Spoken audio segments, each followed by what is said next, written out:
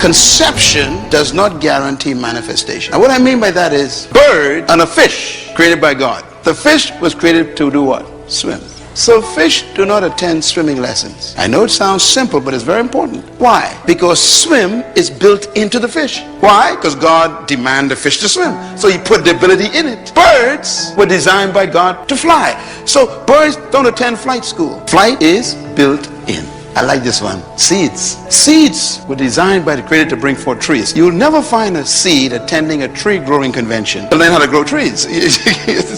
Why? Where's the tree? Trapped on the inside. In other words, whatever God created something to do, he built it in. Your culture and your educational system doesn't allow you to discover that. We are educated to be employed, not to be deployed. Seeds deploy themselves and become trees. Fish deploy themselves and they swim. Birds deploy themselves and they fly. We are the only creatures God created who don't deploy ourselves, because our culture doesn't allow it. Gotta get free from the culture. And it's seminars like this that make you begin to have a meeting with yourself, discuss yourself with yourself, and say to yourself, self, am I who I really am? You know, here's my conviction. This is why I believe that buried in every human being is a leader, trapped by an erroneous philosophy that you were born to follow. Let us make man to have what? Dominion. To govern, to rule, to lead, control. Which means that somewhere inside of you is a ruler, a controller, a leader, a dominator. Somewhere in there, because he would not have demanded it if he didn't inject it. Which means that your ability is determined by your responsibility. Your potential is designed by your purpose. Your potential is equal to what you were born to do. The best example I can give you is this car. Look at this car. All cars have what they call a speedometer. Am I right? Well, here's an old one, old Chevy. Now, if you look at the numbers have to 160 miles per hour this car can travel. All of your cars have that kind of registration. Sometimes 200, 180. Everybody got that, right? Okay. Now, when you bought the car, that was on the car. You bought the car with it. It was on it. 180 miles per hour. I'm getting ready to go. Okay. I'm so excited. Okay, so you bought this car, brought it home, and the manufacturer says this car can travel 180 miles per hour. How can the manufacturer put that on there? What makes him so sure that this vehicle could travel 180? That's the first question. The second question is, have you ever traveled 180 in that car? No.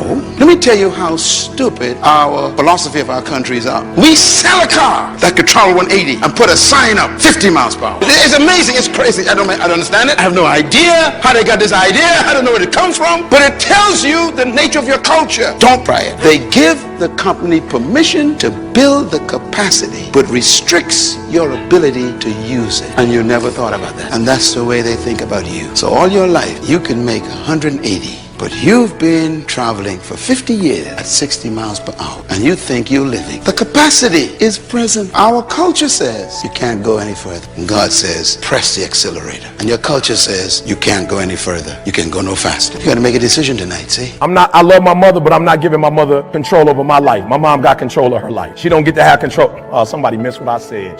My mom don't have the right to tell me what to do with my life. My mom trained me, and I'm on my own now. Are you hearing what I'm saying? So number two, you got to get this. The only way you're going to get to where God would have you to go is to have control, because God has given you the freedom of choice, and he ain't gonna make you do nothing. So number two, I need you to take the control back so you can get what God has for you. Now here's the third thing, and we're gonna get to the message that God told me to tell you. God told me to tell you to stop making plates for people who just trying to take it to go. Write that down. So God told me to tell you, stop making food for folks that just wanted to go plate. He told me to tell you that there's somebody in the room, your life is screwed up because you making food for people who just wanted to go plate. You are a good person. You phenomenal. You got it going on. You making all these great meals, and it's a whole bunch of people coming to your house. And listen to me very closely. My grandma taught me when I was young. My grandma had 14 kids who all had kids. And my grandma said, I will cut you. You can eat as much food as you want at the house. But if I swear if one of y'all little jokers take some out this house, you get in the business in front of your mama. In front of you, because I used to whip their butt. I'm whipping your butt too. With a switch. Don't take no food out of my house. You can eat as much as you want when you here. there, but do not pack a plate.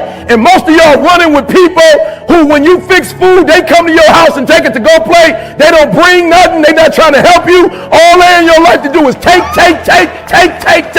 And you wondering why your life messed up, because you with takers. You done made a whole spread, and they just coming in. They can't even say, they don't have the decency to say hi and thank you. You so ignorant though. You just so geeked to have them coming to so-and-so came to my house. I'm so glad they came over. Listen to me. I promise you there's some other folks who cooking or who would bring at least something to drink and some cups that would love to come to your house. You ain't got to put up with that mess. And so in 2019, God told me to tell you, your life gonna go to a whole nother level if you just get rid of folks who bringing in to-go containers. You already know who they are too. As soon as I said it, you already knew who you like. See, they'll never bring that. You didn't even notice at first until it came in the atmosphere. Then all of a sudden you was like, you're right. They always taking. And I tell my babies all the time, it ain't nothing wrong with helping, but you can't help when you ain't got nothing. You got to have something first before you can help somebody. I couldn't do this if I was broke. The plane tickets cost money. The hotel I'm staying at in Buckhead costs money. I couldn't do this if I was broke. I couldn't be a blessing of you if I was broke. And most of y'all, you broke and you trying to bless somebody when you broke. You ain't that desperate for company. You can't be that desperate to have somebody at your house. And he keep eating at your house but going to stay at her house. I'm just trying to help somebody. She coming to get a plate from your house, but she's sleeping at his house. Ain't nothing wrong with getting a plate, boo, but you gonna have to stay. You gonna have to at least stay. You know what I'm saying? I'm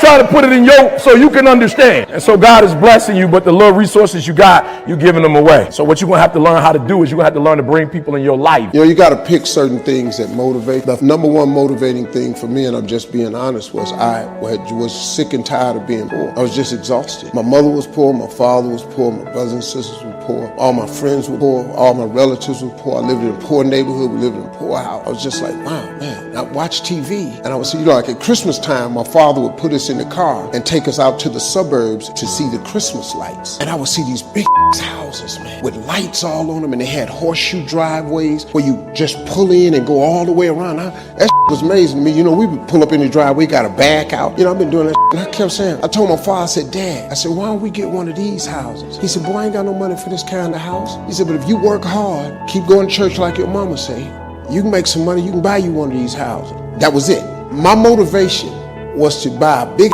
house so I could put up Christmas lights and drive in the driveway. And I'm going to tell you something. Every home I have, every house I've ever owned or built, you got to pull in one way and drive all the way around to come out there. I have never built, lived, or owned a home that did not have that driveway with gates on both sides. Never. That was the biggest motivating. So my advice is you have to find a dream that's so big that it overwhelms all of your fears and causes you to never give up. Now you're going to think about quitting no matter what you do. I mean, I've thought about it many times, but I always just kept thinking about that house. And I've always dreamed of buying my mother and father a real house. And you know, and before they died, I was able to do all of that.